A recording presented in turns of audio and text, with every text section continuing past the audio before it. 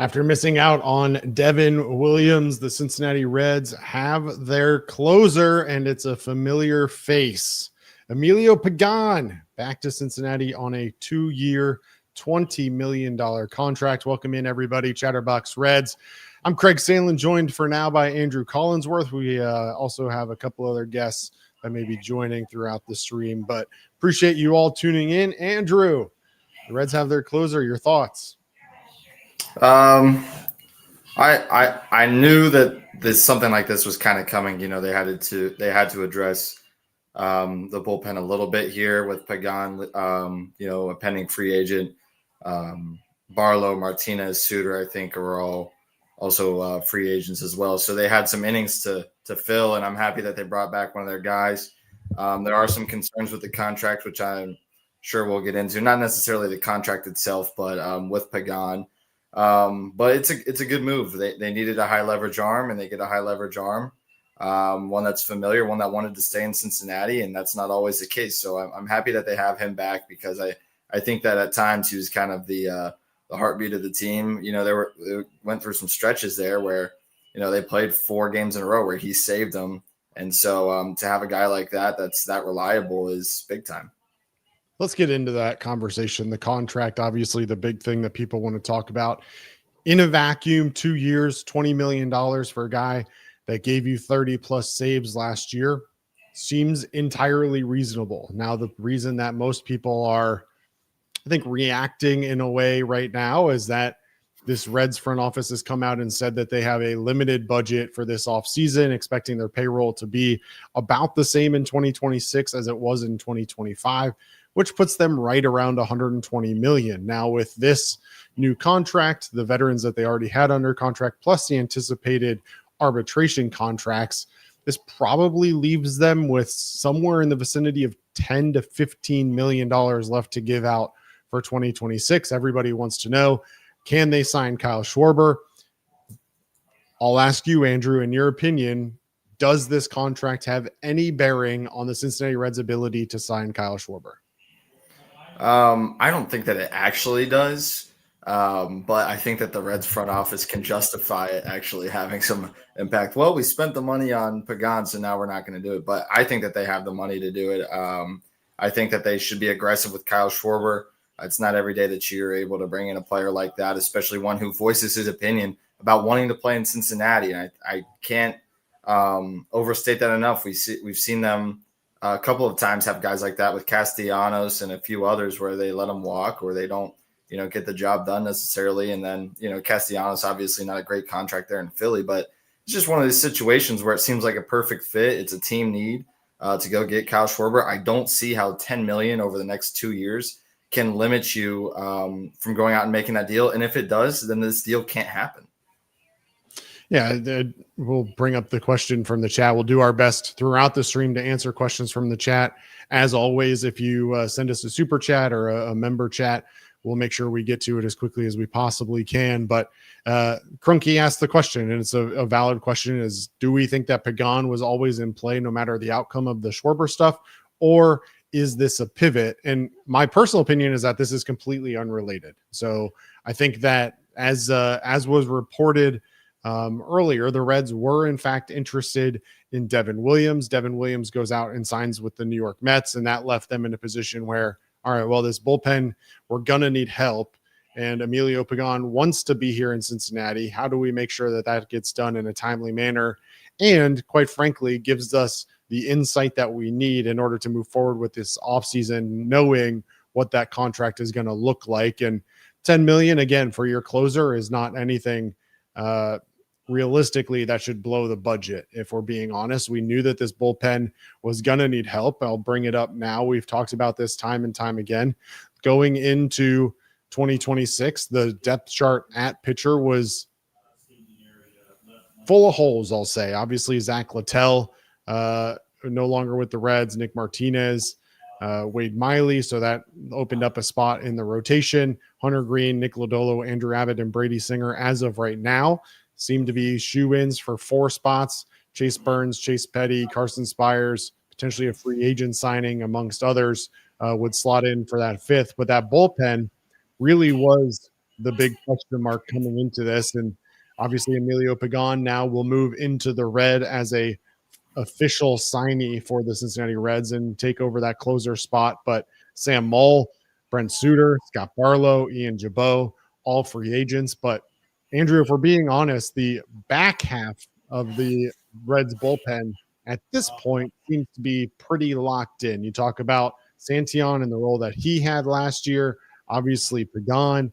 So, and even if you want to talk about Phillips and the success that he had late in the year as a back end reliever, I certainly feel like the Reds are in a good position late in the game, and now it's just about filling in pieces, which they can do relatively inexpensively. Yeah, and going into this offseason, this was always something that was going to be very interesting to me as a pitching nerd. Like, how are they going to be able to deal with this bullpen? Because you have all these guys that seem like they're ready to get time in the major leagues, but you can't have 4 rookies like Luis May, Zach Maxwell, Connor Phillips, whoever else you want to throw in that mix coming out of the bullpen, because at some point in time, those guys are going to have to pitch the 9th inning or an extra innings. And how many times do you want to run a rookie out there? That's why you only see teams carry a couple at most. And those guys have shown that they can pitch very, very well at times at the major league level, and they've dominated AAA for the most part as well. So it's interesting to see, who's going to stay at the major league level, who's going to bounce back. I'm sure that throughout the season, it will be kind of an open door between Louisville and Cincinnati there. But yeah, they certainly have a couple of depth holes that they need to go after. Left-handed reliever seems like the number one need now for the bullpen. You mentioned it, Samuel, Brent Suter gone.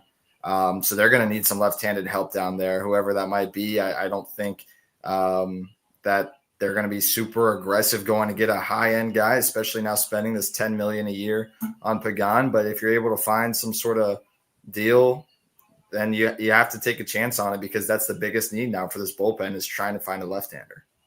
Absolutely. If you're just joining us, Emilio Pagán back to the Reds, 2 years, $20 million.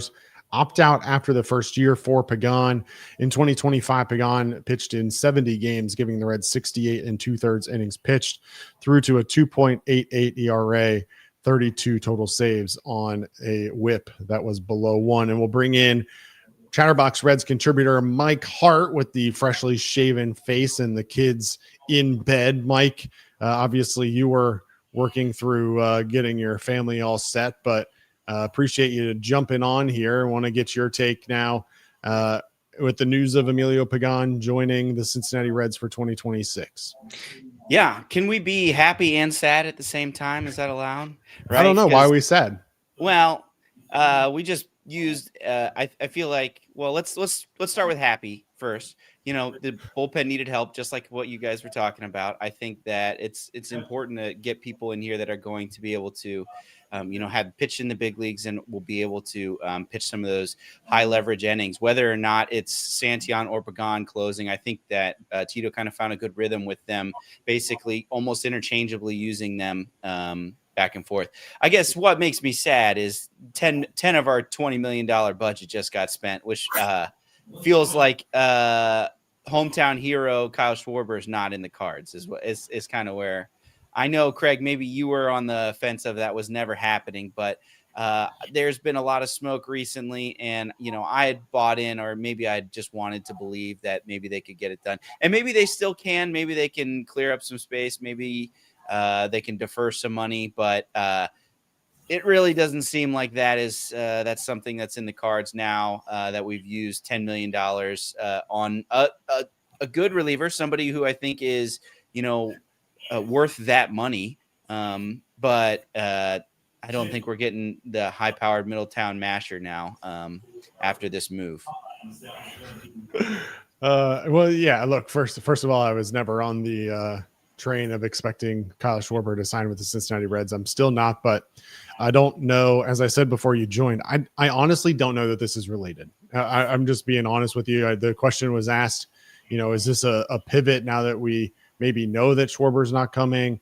I just think that this bullpen needed arms, and there was zero question that was going to need to be addressed. And now, as I mentioned before, you've basically got your 7th, 8th, and 9th inning locked down. And so now you go out and you fill in some depth pieces, a left-handed reliever, all of those pieces. You could realistically probably do that for less than 10 million total, which again, if you're really working with 20 million total this offseason, then you'd probably be done for the year. But unsubstantiated reports that I've seen about the Castellinis trying to talk to the rest of the ownership group about getting additional funds for this offseason, potentially for someone like Kyle Schwarber.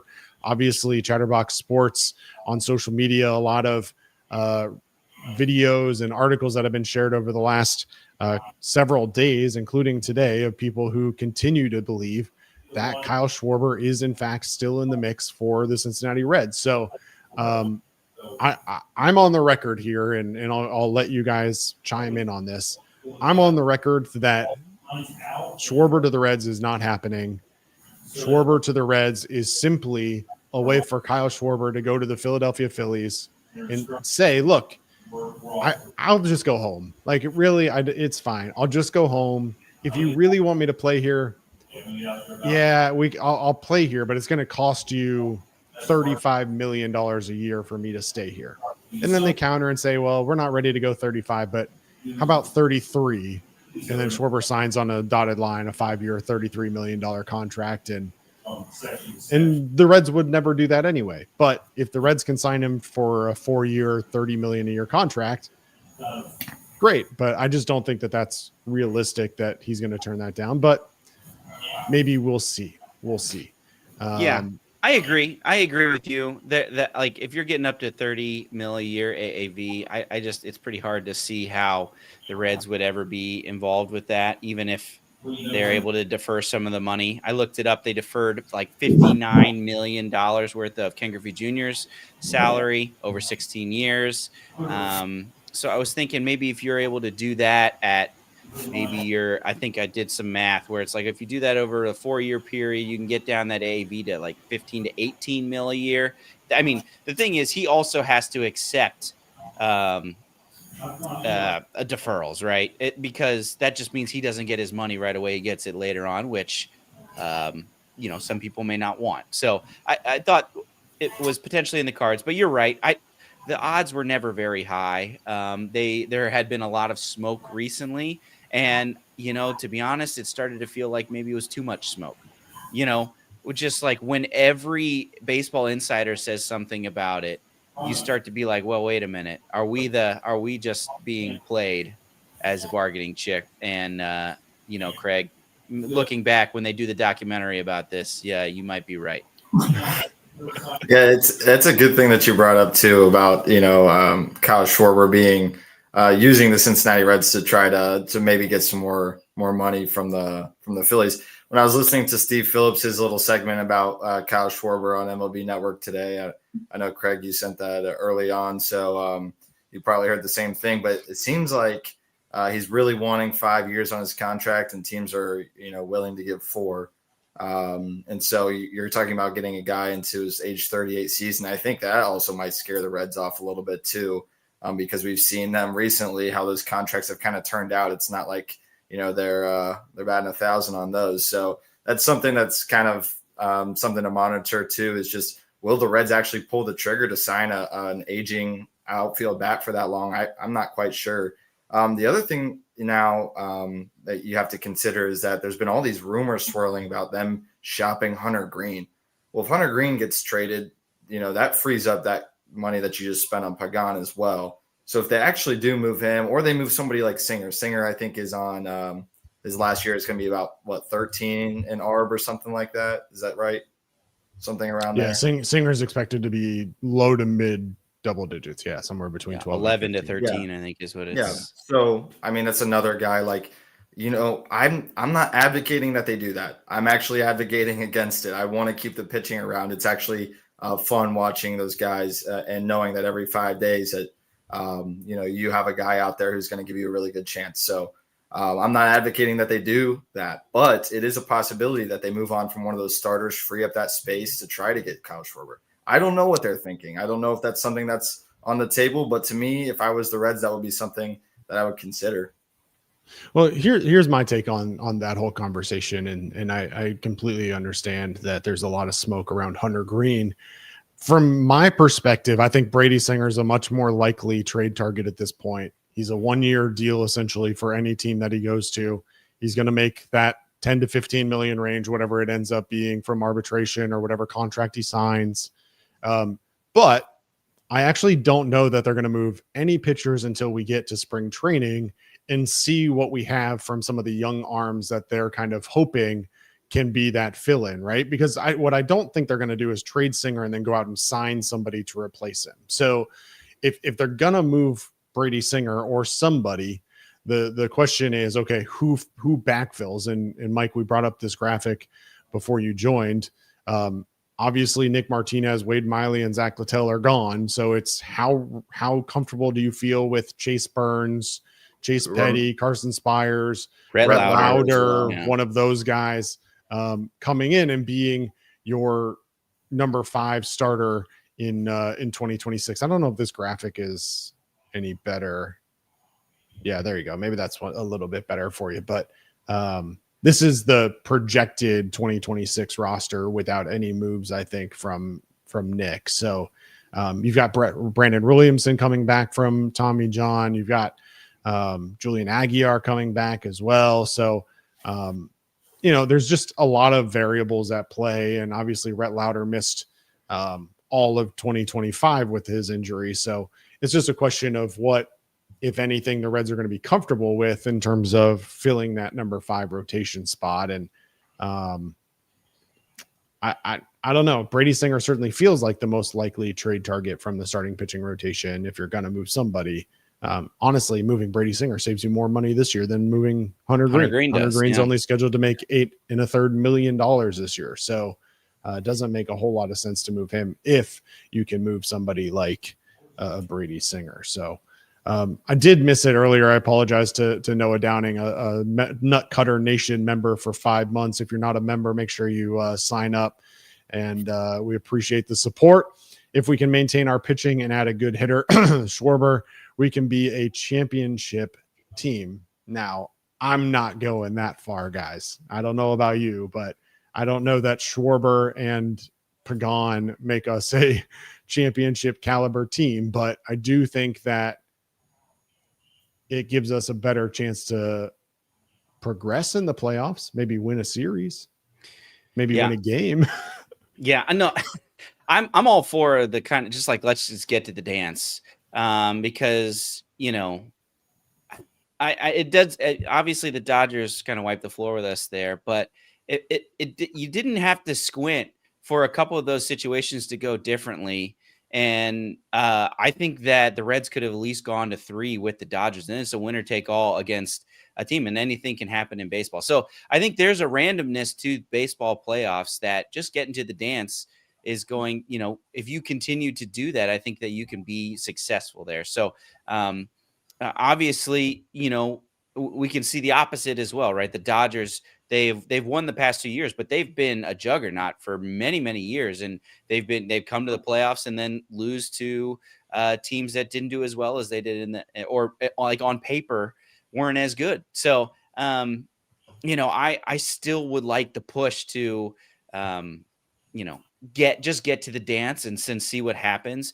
And then, then a team that was there got a little bit of experience, especially if you were to add somebody like a Schwarber who has all kinds of postseason experience, has won a World Series, has played in multiple World Series, played deep into playoffs. Like, that's somebody that I think would be able to be a nice little guiding force to help potentially do some damage in the playoffs. But yeah, I mean, we're here to talk about Pagan. I know that this is something that I will say this about Pagan. I think he did have some, I think, high profile blown saves. I think it was a series where he blew 2 of the 3 games. But I think overall he was somebody that served the Reds well, because I think Tito came out after them and was like, I just rode this guy too hard. Like, it just like he was running on fumes and not able to locate that fastball or that slider, and it led to blowing saves. And I think we saw at the end of the year when he kind of began to manage, he basically trusted Santillan a little bit more and traded off. He was nails down the. I think he pitched in 4 straight games as they were trying to as they were trying to nail down a wild card spot. So I thought he pitched heroically at the end. I was I definitely was a little bit nervous when he would come in sometimes because of he was prone to give up the long ball. But I think overall for $10 million, it's somebody that is, it's going to solidify this bullpen much, much more than what was there beforehand. Hey, we don't have that heroic Noelvi Marte home run robbery in right field at the end of the season if Emilio Pagán doesn't give up some long ball. So serve up. Shout out to Emilio Pagán for the assist on that deep fly ball. Go ahead, Andrew. Yeah, talking about the previous point about being a championship team. Now, I would think a lot of people would say that this Reds team last season was probably capable of better than what they did. That was 83 and 79. So you're thinking about, okay, that team was more like an 86 win team. I'm not saying they would have been a ton better. But then you had Kyle Schwarber into that mix, so I can see them getting to a mark like 90 or 91. But even then, I mean, you talk about some of the teams in the NL, it's going to be tough to get to the dance. But Mike, talking about Emilio Pagán, yeah, there were some certain times last year where I wasn't super confident with him coming into the game. So I know the feeling. But for $10 million, I feel like it is hard to pass up, especially when we're already seeing closing pitchers go off the market. Helsley was a guy that I thought might have been a good target for the Reds because he kind of had a down year. And I say down year, he really just sucked with the Mets. He had like a 7 ERA with them in 22 games. So he signed for How much did Helsley get? It was like 2 for 28 with the O's. Yeah, that's crazy. He objectively had a way worse season than Pagan did last year. Oh, yeah. Yeah, absolutely. And got $4 million more per year. That's crazy. Yeah. Well, the thing is, I mean, he was the 3 seasons before, I think he had like a sub 2 and then a 2.5 and a 2.0 and led the league with 60 saves 1 year or something ridiculous. So you're kind of banking that he's just going to bounce back, right? So I thought maybe the Reds would go after him and, they go after Pagan. And, it's just important to have multiple guys who can come into those situations and close the door. And, Pagan at times, you get into those dog days, it's just going to be tough to get guys really healthy. And you'll see every closer start to struggle in the months of July and August. And then, if they're close in the playoffs, then they get some juice back because they have that compete factor. So I'm not super concerned about that. I'm a little concerned about the age. And, we missed him for basically an entire season with the injury in 24. So there's a couple of concerns there, but I do like the deal overall. I mean, $10 million a year to get this guy back. And he did everything. He's a gamer. He did everything that they asked him to do and more. Yeah, we knew that the reliever market was going to be wild the minute that Raisel Iglesias signed a 1-year contract for $16 million. And you guys mentioned 2 other guys that have signed since then. Ryan Helsley, 2 for 28 to the Orioles, and then Devin Williams to the Mets on a 3-year, $51 million deal after a down year with the Yankees. Even guys like Phil Matten are signing deals at over $7 million a year. So the $10 million number is legitimately a steal, or so it feels like right now. And again, Pagan has an opt-out after year 1, so he could come back, dominate again. I don't want to say dominate, be a very good closer again, and he could opt out, and that might be fine. Or he could be your closer for the next 2 years. You just don't really know. So we'll see. You were going to ask something though, Mike. Yeah. Do we know, is it just a player option or is it like a mutual option? The only thing I've seen is that he has an opt-out. Okay. So that's the only thing I've seen so far is that he has an opt-out. Okay. Yeah. All right, real quick, let's take a break. Want to remind everyone that Deep South Commodities is a leader in renewable commodities for biofuel production, specializing in used cooking oil collection, aggregation, and sales. Visit www.deepsouthcommodities.com for more information. Thanks as always to our friends at DSC. And we want to remind you that you can call or text 988 anytime, day or night. The 988 Suicide and Crisis Lifeline is a place to get support for anything related to mental health, whether it's an immediate crisis, simply wanting to find out how to connect with care, or anything in between. It's a 100% confidential, secure, and anonymous way to reach out for help when you don't know where else to turn. To connect, call or text 988 or visit mantherapy.org to get help. It's okay not to be okay. All right, Andrew and Mike, we'll continue this conversation. I want to talk about the back end of the bullpen, and shout out to our good friend Mike Dean, who tweeted at me about this. Obviously, they signed Pagan.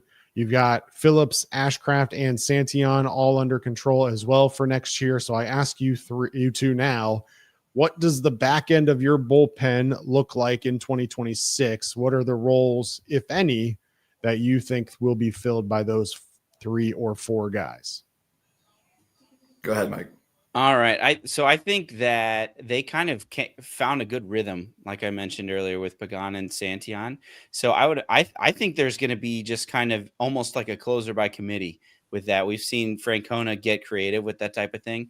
It may settle into one of the two is getting most of the saves, kind of just like what Pagan was doing last year. But I would say that setup and closer, however you slice it, I'm fine, frankly, with either one. And I think those would be good.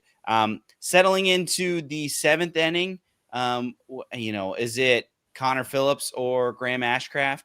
I think we saw some good out of Ashcraft, and then we saw some serious struggles as well for that 7th inning. I think part of it might have been injury wise. And then Connor Phillips obviously came in and was unbelievably electric at the end of the year. So I think that one of those two could probably settle in there. And then I think after that, you start filling in with rookies or just, the Scott Barlow type. And what I mean by that is just like, you can put out a couple lottery tickets and a couple minor league deals, or even, very short 1 year, small dollar deals for some of these other guys, and then see if you can get some Derek Johnson magic, and you can get somebody to be able to, fill some innings, kind of like Scott Barlow ended up being for us. So, and then finally, they need a left-handed reliever. Sam Moll's not just Sam Moll's not going to cut it. They need to go out and find somebody. I actually talked with Nick about this in an episode that's coming out here soon. I won't spoil who I think left-handed reliever they should go get. You should watch that video if you want to know who that is. But I think that's kind of how it's going to shape out. I don't think that they go out and get anybody of any higher dollar value besides maybe a left-handed reliever.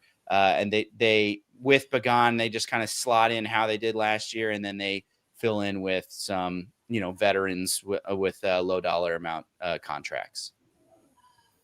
Yeah, I agree. Santillan and Pagan in the last 2 innings. How you do that, it's kind of dependent on what your situation is like at the time. If both of them are healthy, I think that you're probably going to go with Pagan early on in the season, and you'll stay with it unless he really struggles in the 9th, because we've seen Tony Santillan go in and be nails at times in the 9th too. So I think that Santillan has kind of taken the step forward, and I trust him in the 9th as much as I would trust Pagan. But if both of them are healthy and pitching well, I still think that Tito's probably going to go Santillan to Pagan 8th and 9th. Aside from that, yeah, it would be nice to see Connor Phillips step up. He's still got some inconsistency problems at times. You're going to have a 4-pitch walk. You're going to have multiple 4-pitch walks in an inning sometimes. So to see him take a next step would be massive for this bullpen. I think, if he can just turn it on a little bit earlier and find the zone more often, then he's going to be really, really good. And he might be that guy in the 7th. There's some other guys that can throw their hat in the ring for that. I thought Maxwell at times pitched really, really well too. So there's a couple of guys that I think you can go to. And, there's no shortage of guys in AAA that throw 102 as well. I mean, we talk about Zoileta. I mean, the dude's nasty. So, they're going to have some guys that they're going to give shots to throughout the season, and kind of whoever performs is going to step in.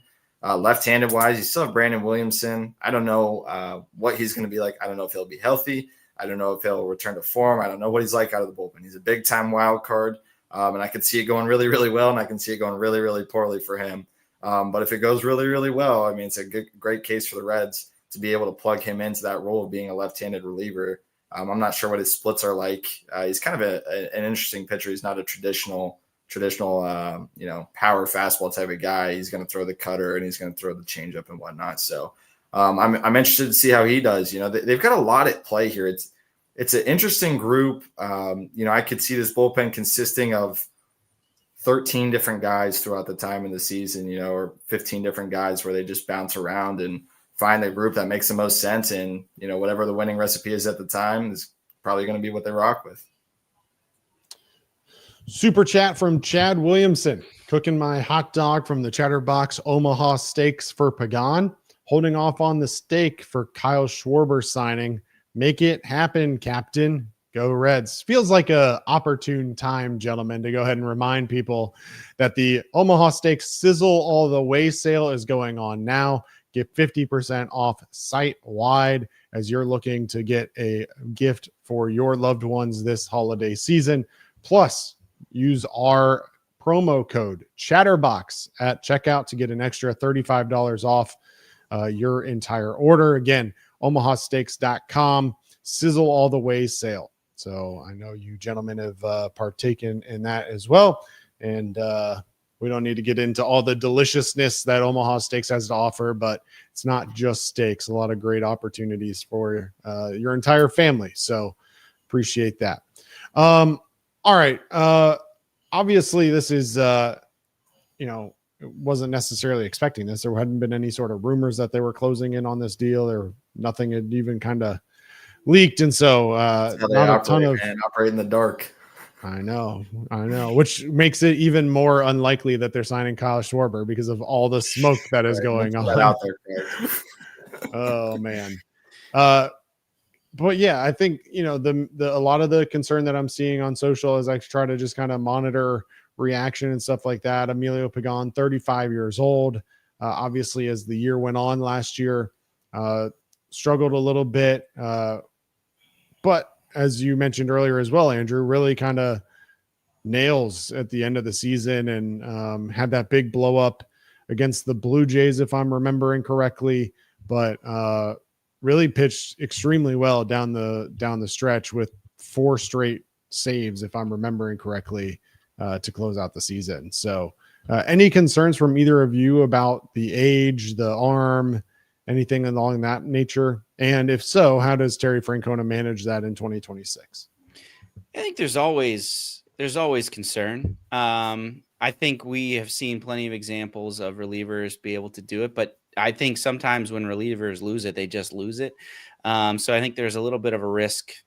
Yeah, I think there would be a little bit of a risk, whoever you took. We talked about Helsley and Devin Williams have down years. Like, these are guys that were incredible that now are, coming off of bad years, and they're kind of just bouncing or betting on a bounce back. So, I think there's definitely risk there, but I think for $10 million for a guy that is comfortable being here and is a track record of success, I think that's a risk that I'm comfortable taking. Yeah, I have my concerns as well. I mean, anytime that this team spends more than 10 million or even 10 million on a guy, with how few that they spend, with how little that they spend, it just seems like every contract like this has to be a hit for this team to have success. So, when they make these types of moves where they sign a guy to a $10 million contract, $20 million contract, whatever it may be, it just seems like the importance for them doing well is higher. But I still think it's a good move. I think that it was a necessary move to address this. And, what's the worst for him? Aside from injuries, I don't think he's going to regress to like being unpitchable. Like, worst case scenario, he has some regression and you're pitching him in the 7th. Like, okay, how many teams out there spend $10 million on their 7th inning guy? I mean, you look at some of these teams like New York, and they run every bullpen arm is going to be that much. So it's not like they're taking a massive risk here on a guy. But I will say I am a little bit concerned about the age and the fact he was injured in 24. So there are some concerns here, but again, kind of like Mike said, it's a necessary risk that you just have to take at this point. Yeah, we talked about it a little bit last year. It's obviously it's interesting. Pagan finished that season with 4 straight outings, 2 against Pittsburgh and then 2 against Milwaukee in the final season series. And there were a lot of concerns at the time because as I'll go over here in a second, Pagan's numbers, the less rest he had, the worse he was. But he came out and nailed it down there at the end of the season with 4 straight outings. But Emilio Pagán in 2025 on 0 days rest, which was 21 times, he had a 4.58 ERA On 1 day rest, 16 times, 2.25 ERA. 2 days rest, 12 times, 2.84. 3 days, 10 times, 1.80. 4 days or more, he pitched 11 times with a sub 2 ERA. So that'll be interesting to see. I mean, I think Tony Santillan certainly showed an ability to be a back end reliever for the Reds in 2025. And so I think there will be one of those things where Tito has the opportunity to go with hot hands. He's got an opportunity to make sure that guys get rest when necessary.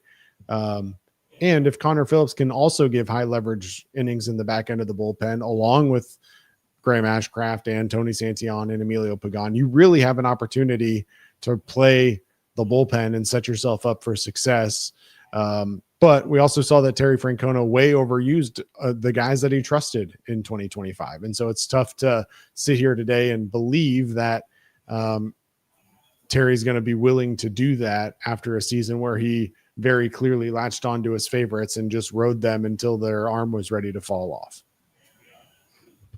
Yeah, I think that you mentioned Maxwell, Phillips, and May, right? These are all flamethrowers that have incredible stuff, have a hard time throwing strikes. I think it's overreach to say that all three of them will hit, but I don't think it is that at least one of them. I think if we can get a step forward from at least one of those three, I think that is somebody that puts you into high leverage back end reliever territory as well. One of those three figures out throwing more strikes than balls, and like that, I think that adds an additional level, because I think that's the big thing that Terry doesn't like. We saw this immediately from Alexis Diaz. What's the thing? He doesn't throw strikes. The dude doesn't even. He's like, get this guy out. He's not my closer. It's like I can't sit here and watch people not throw strikes. The reason why Maxwell and May didn't really get that much high leverage work is because they would struggle throwing strikes. So I think that if one of those three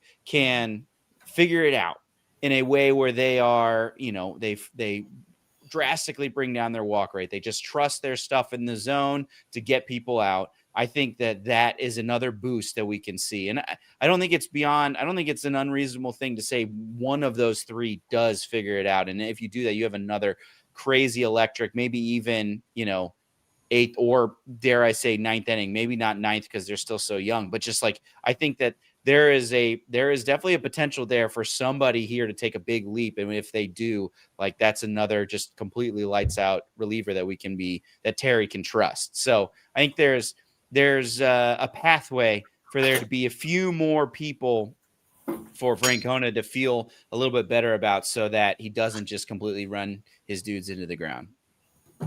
And you guys both mentioned Graham Ashcraft. I'm curious what you think his role should be coming up in this year, because, personally, it's just gotten to the point where I don't know if I can really trust him late in the game. It's tough because, you sit there and you're like, well, he gets weak contact. And that's, he does that. He does that very well. But at a certain point in time, you got to be able to put guys away. He just doesn't have that pitch yet. So I'm wondering what you guys think his role might be and where you could see him helping the club next year. Yeah, I mean, one thing about this, I don't think necessarily, even if he does have a defined role coming in, that if he shows a inconsistency like he did last year, I think he pretty quickly gets moved to low leverage. You know what I mean? It's just like, I think there's a level of urgency that we saw with Francona in the bullpen of, like, if you're not performing, it's like, I'm not going to continue to roll you out there. I don't know. There may be some situations where that wasn't true, but I don't know. I like to think that Ashcraft will be able to come in, be healthy again, be able to embrace this reliever role even more, and get some of these fire breathing, high leverage situations. But if he continues to struggle, I also can be like, all right, we'll find somebody else that's going to be able to do this. And I could see him just immediately just kind of be being pushed either into lower leverage situation, maybe in the long guy as a former starter, if that doesn't come up. So I guess that's not something I'm like super worried about, because it's like, if he does struggle, like, his role is going to decrease, and they're going to do something about it. I think that's what they've shown. I like Graham Ashcraft. I think when he's healthy and when he's on, he's capable of being closer level stuff. But the inconsistency was what kind of bugged me last year. Obviously started really hot. We were all on the Graham Ashcraft for closer train, and then things did not go as well. You mean to tell me you weren't on the Ian Gibaut closer train at the beginning of the year? I don't think anybody was. Only Terry was on the Ian Gibaut closer train. Literally out of nowhere. I don't know. Yeah, I was at that opening day game, and there was an audible groan when he came out of the bullpen. We were like, "What is going on?" That's awesome. Oh man. Yeah, but I think that Graham Ashcraft has the stuff to be, worthy of the at least the consideration for late inning work, right? Like, I'm not going to sit here and say he's going to be your 7th or 8th inning guy every time, because I think that would be silly at this point. But I do think that in the right scenario with the right amount of rest and everything else, that he's certainly going to be able to come in and get you some work. I mean, his last 7 outings of the year gave up 2 total hits, no runs.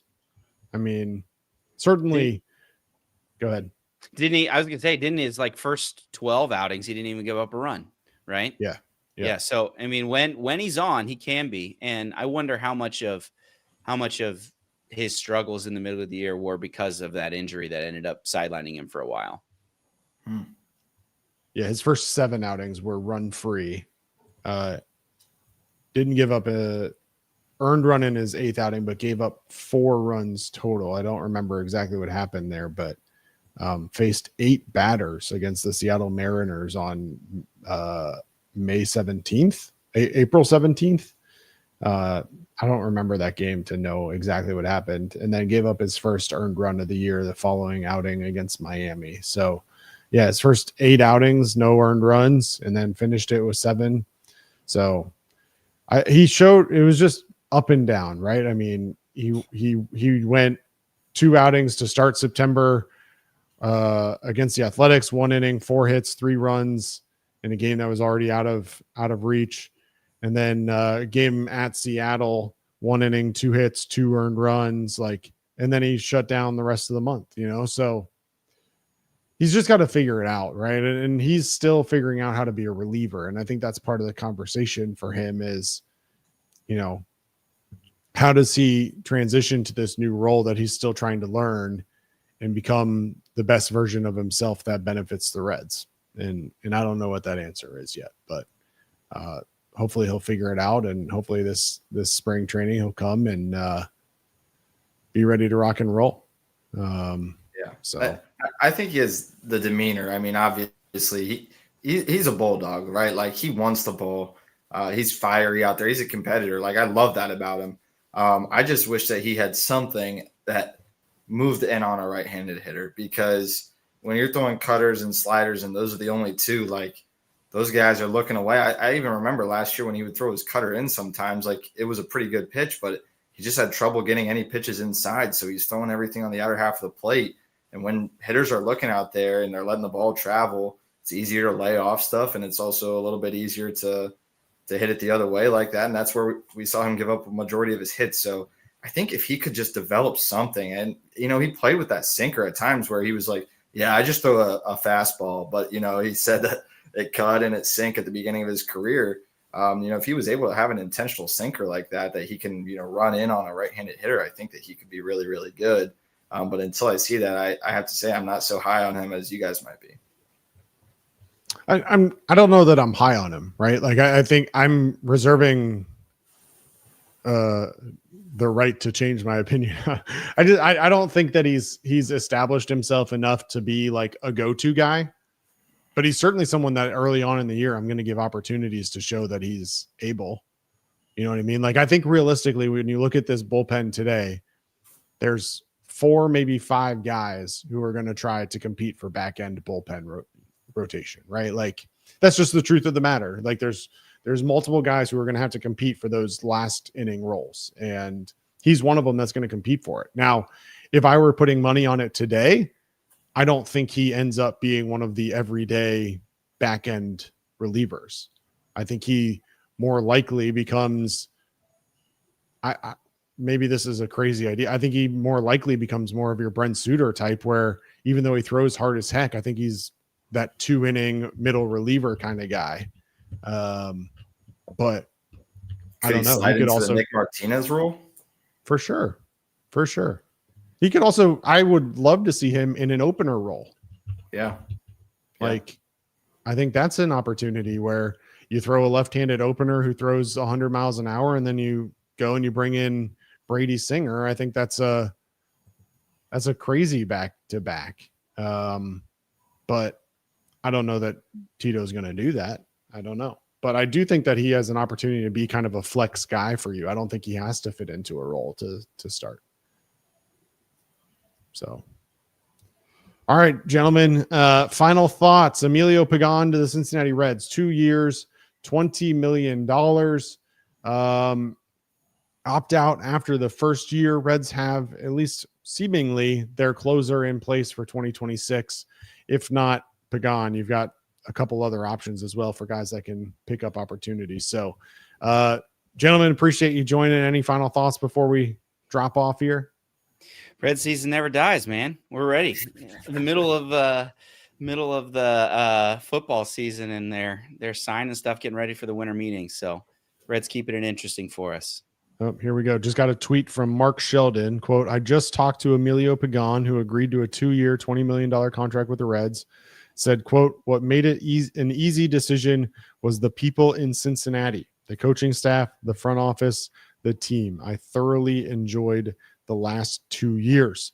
Given where I'm at in my career, there's a few things that are really important to me. Cincinnati checks all of those boxes. I'm excited to be back.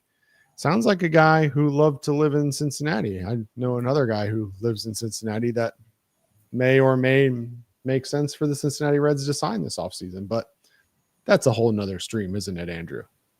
Yeah, it is. And I'm sure we'll have plenty to talk about that coming up in the next couple of weeks as well. But the thing about the Pagan move, give it a B+. It's a good move. It's something that needed to happen. And I always like getting guys that love Cincinnati. I mean, anytime you get those guys back, it warms my heart.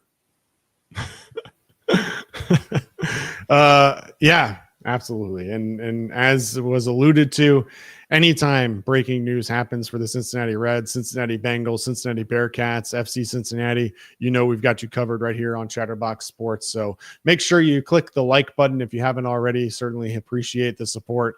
Make sure you subscribe to the channel and follow us on all social media at CBox Sports. For Andrew Collinsworth and Mike Hart, I'm Craig Sandlin. This has been Chatterbox Reds. We sincerely appreciate you tuning in. Until next time, go Reds. Go.